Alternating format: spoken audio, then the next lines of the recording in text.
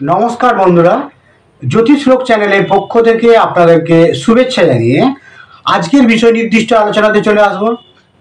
আপনারা ভিডিওটি শেষ পর্যন্ত দেখবেন।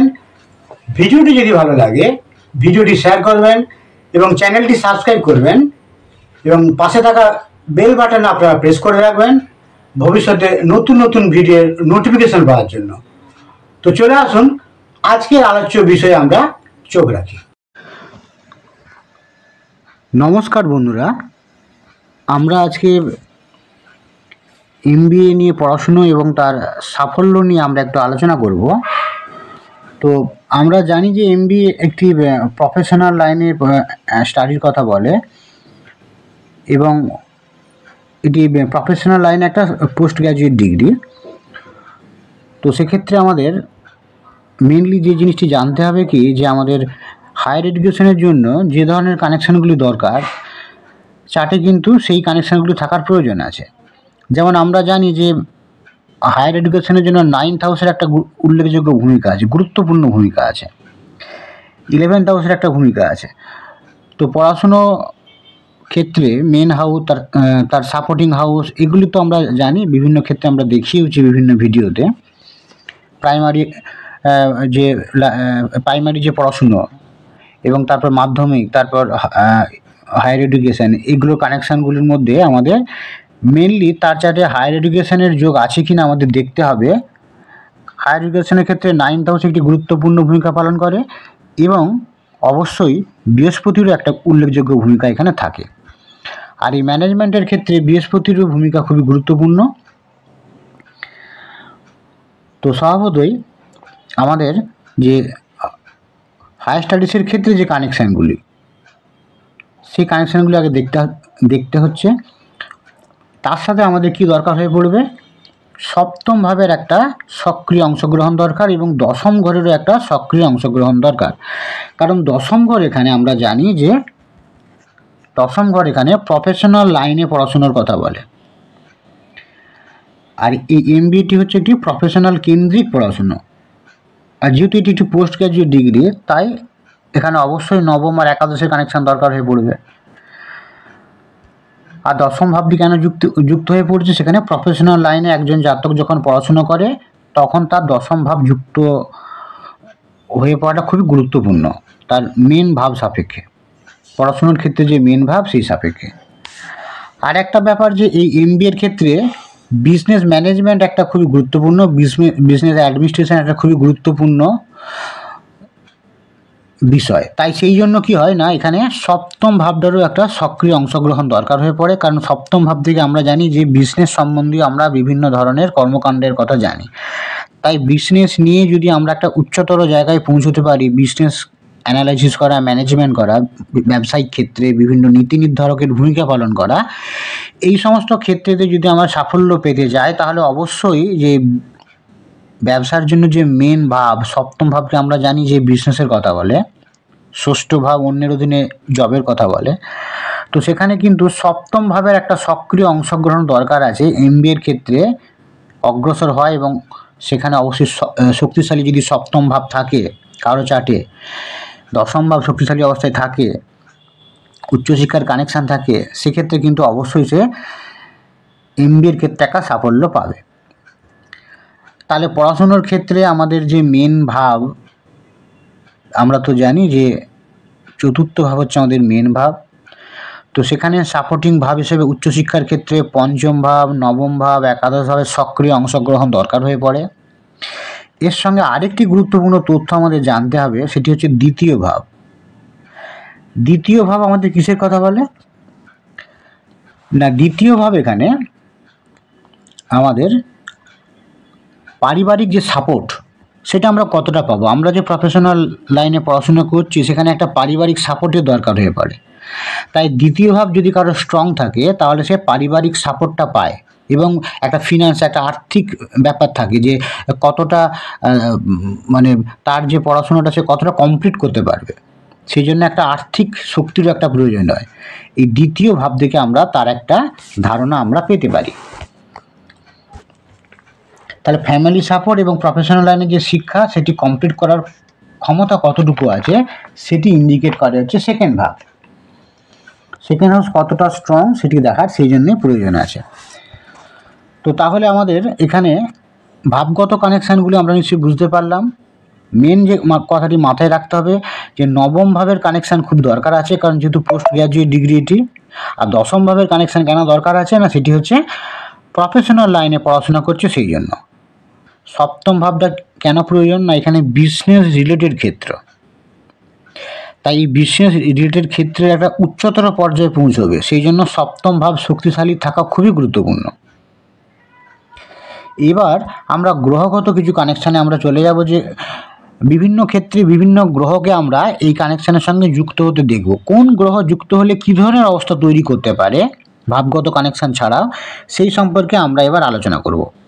তো সাধারণ অবস্থায় আমরা এটা তো MBA ক্ষেত্রে আমরা বিজনেস ম্যানেজমেন্টের ক্ষেত্রে আমরা অন্য কারো বিজনেস সেখানে আমি এনগেজ হতে পারি, বিভিন্ন ইন্ডাস্ট্রি আছে সেখানে আমি জব পেতে পারি। তো সেক্ষেত্রে কিন্তু ষষ্ঠ ভাবটিরও প্রয়োজন আছে। তখন 6, 10 এর কানেকশান, 6, 10, 11 এই যে তিনটি ভাব, সেখানে 6th হাউস এবং অবশ্যই 10th হাউস এবং একাদশ হাউসের একটা সক্রিয় অংশগ্রহণ দরকার আছে। যখন সে তার প্রফেশনাল লাইনে সে যখন কোনো কর্মের সঙ্গে যুক্ত হবে, সেক্ষেত্রে কিন্তু তখন যেহেতু অন্যের অধীনে সে কাজ করছে, ষষ্ঠ ভাবটিও কিন্তু চলে আসবে। কিন্তু সাধারণ অবস্থায় এখন পড়াশুনোর ক্ষেত্রে MBA এর ক্ষেত্রে তার যে একাডেমিক যে রেজাল্ট বা তার যে অগ্রগতি, সেটি দেখতে গেলে কিন্তু এখন আমাদের অবশ্যই দশম এবং সপ্তম এবং তার সঙ্গে একাদশ ভাব এগুলি দেখার প্রয়োজন আছে, এবং অবশ্যই নবম ভাব। তো এবার আমরা চলে আসবো যে বৃহস্পতি গ্রহ এখানে খুবই গুরুত্বপূর্ণ। কেন বৃহস্পতি কি গুরুত্বপূর্ণ না, বৃহস্পতি এখানে জ্ঞানের কথা বলে। যে কোনো জিনিস বাড়ানোর ক্ষমতা কিন্তু এই বৃহস্পতির মধ্যে আছে।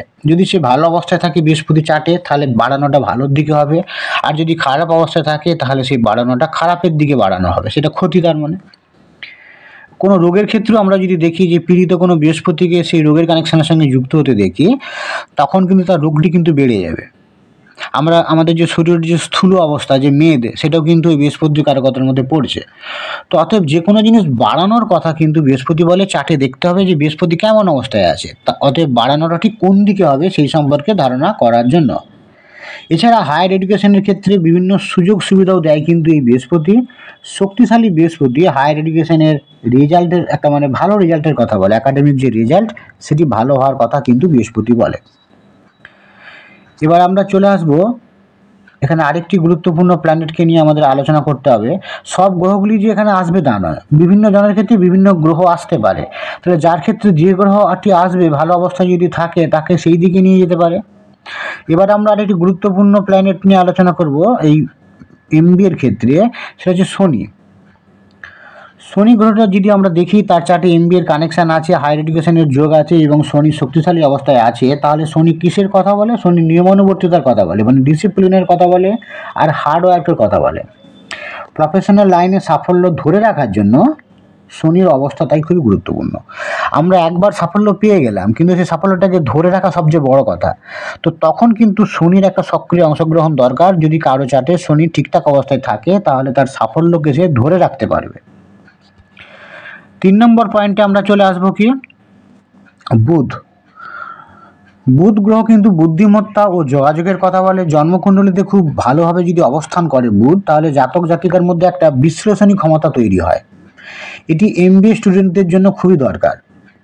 কোনো ঠিকঠাক বিশ্লেষণ করে সেই সিদ্ধান্তে অনড় থাকা, যুক্তি সহকারে কোনো তথ্যকে পরিবেশন করা, এগুলি বুধের মধ্যে পড়ছে।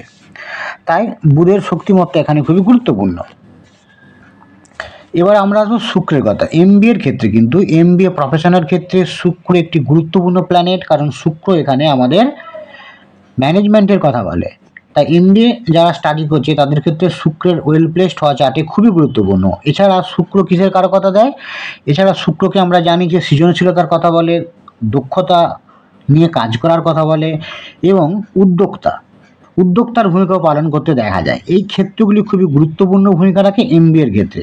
তাহলে MBA এর ক্ষেত্রে সাফল্য পাওয়ার জন্য এগুলি খুবই গুরুত্বপূর্ণ ব্যাপার। কিন্তু এইগুলি যদি না থাকে কারো ক্যারেক্টারের মধ্যে এই প্রবণতাগুলি যদি সেভাবে না লক্ষ্য করা যায়, তাহলে এমবিএ ক্ষেত্রে তার সাফল্য সেভাবে পাওয়া যাবে না। তাহলে ওয়েল প্লেসড অবস্থায় শুক্রের থাকা খুবই গুরুত্বপূর্ণ। বৃহস্পতির ক্ষেত্রে আমাদের আরও কয়েকটা জিনিস জানার প্রয়োজন আছে। বৃহস্পতি খুবই তো গুরুত্বপূর্ণ প্ল্যানেট। তো বৃহস্পতির ক্ষেত্রে কিন্তু যে কোনো ক্ষেত্রেই বৃহস্পতি খুবই গুরুত্বপূর্ণ, যে কোনো ইভেন্টের ক্ষেত্রেই। পড়াশোনার ক্ষেত্রে আজকে আমরা বিশেষত আলোচনা করছি। তো সেখানে আমাদের আরও কয়েকটা জিনিস জানার প্রয়োজন আছে। বৃহস্পতি যদি শক্তিশালী অবস্থায় কারো চার্টে থাকে, তাহলে কি হয়, তার মধ্যে যে রিসোর্সগুলি আছে সেগুলিকে ম্যানেজ করার ক্ষমতা অনেক বৃদ্ধি পায়। যে রিসোর্সগুলি তাকে দেওয়া হয়েছে, ম্যান পাওয়ারই হোক আর কোনো প্রোডাক্ট সে যাই তাকে দেওয়া হোক, সেগুলো ঠিকঠাকভাবে ম্যানেজ করার ক্ষমতা তার বৃদ্ধি পায়। আর্থিক ক্ষেত্রে সিদ্ধান্ত নিতে অনেক বেশি কার্যকরী ভূমিকা পালন করে যদি কারো চার্টে আমরা দেখি যে বৃহস্পতি শক্তিশালী অবস্থায় আছে। বিভিন্ন আর্থিক ক্ষেত্রে ডিসিশন নিতে হয়, ম্যানেজমেন্ট ক্ষেত্রেও। তো সেক্ষেত্রে এটা অনেক সহজ হয়ে যায়। তাহলে আর্থিক এবং ব্যবস্থাপনার ক্ষেত্রে শ্রেষ্ঠতর হতে এই বৃহস্পতির শক্তিমত্তা খুবই গুরুত্বপূর্ণ।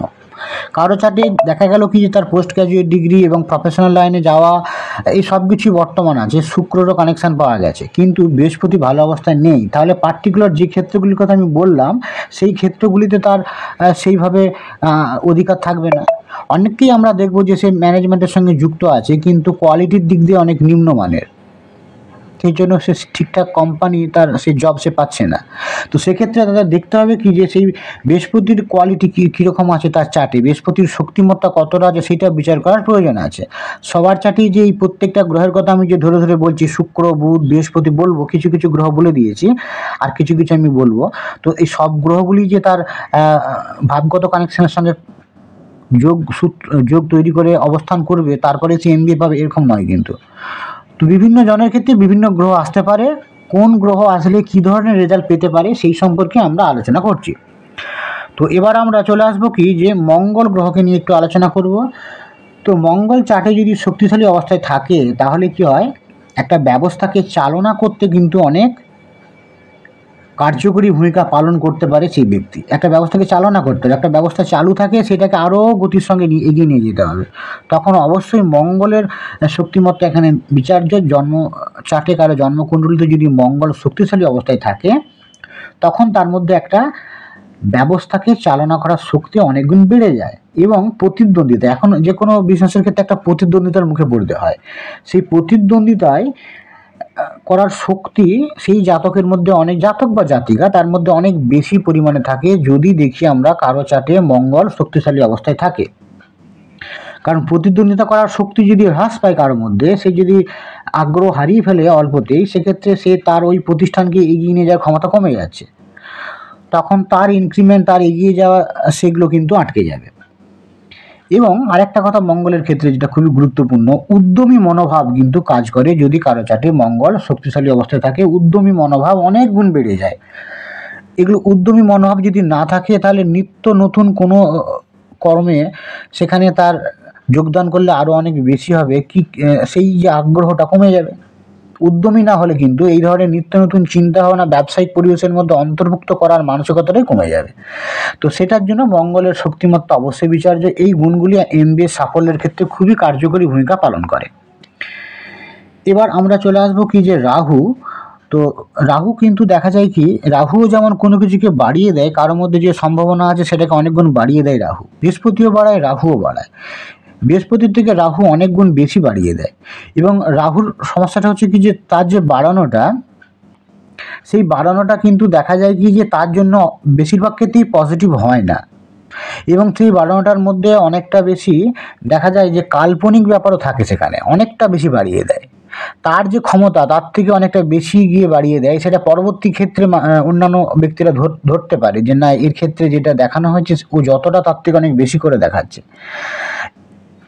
তো সেই সমস্যাটা তৈরি করে। বৃহস্পতির ক্ষেত্রে যেমন তার যতটা প্রবণতা আছে, তার মধ্যে কোয়ালিটি আছে, সেটা বাইরে প্রকাশ করার একটা জায়গা তৈরি হবে এবং সে যতটা ততটাই প্রকাশ পাবে। আর রাহু যদি এই ধরনের এক্সপেনশনের ভূমিকা পালন করে, কোনো কিছুকে বাড়ানোর ক্ষমতা রাহুর মধ্যে থাকে, এবং সেই রাহু যদি এই চার্টের ক্ষেত্রে ম্যানেজমেন্টের জায়গাতে যুক্ত হয়ে যায়, তাহলে তার মধ্যে ওভার কনফিডেন্স অনেক বেশি পরিমাণে কাজ করবে। বৃহস্পতি আর রাহুর মধ্যে এটাই পার্থক্য। আচ্ছা, এবার আমরা চলে আসবো কি যে এডুকেশনের ক্ষেত্রে আমাদের আরেকটা জিনিস মাথায় রাখতে হবে পড়াশোনার ক্ষেত্রে, যে গ্রহ এবং ভাবের মধ্যে একটা সম্পর্ক ঠিকঠাক দেখার একটা আমাদের কৌশল জানতে হবে, যে ভাবগত ক্ষেত্রে কানেকশান এবং তার সঙ্গে গ্রহরা কীভাবে সংযুক্ত হচ্ছে সেটি ভালো করে রিড করতে হবে। আর একটা কথা মাথায় রাখতে হবে যে পাপক গ্রহ যেগুলি আমরা জানি নৈসর্গিকভাবে, সেই পাপক গ্রহগুলিও ভালো রেজাল্ট দিতে পারে। যদি আমরা দেখি পড়াশোনার ক্ষেত্রে, যদি আমি আলোচনা করি যে পড়াশোনার ক্ষেত্রে দেখা গেল যে একটা পাপক গ্রহ পড়াশোনার ক্ষেত্রে যে হেল্পিং গ্রহ, তার চার্টে আমরা স্থির করেছি যে এই গ্রহগুলি তাকে এগিয়ে নিয়ে যাবে তার চার্ট অনুযায়ী। সেই গ্রহের নক্ষত্রে যদি পাপক গ্রহ থাকে তাহলে ওই পাপক গ্রহ তার জন্য ভালো রেজাল্ট দিয়ে যাবে পড়াশোনার ক্ষেত্রে। এই জায়গাটা আমাদের মাথায় রাখতে হবে। আজ এই পর্যন্তই। ভবিষ্যতে আমরা আবার অন্য কোনো গুরুত্বপূর্ণ টপিক নিয়ে আলোচনা করব। ভালো থাকবেন, নমস্কার।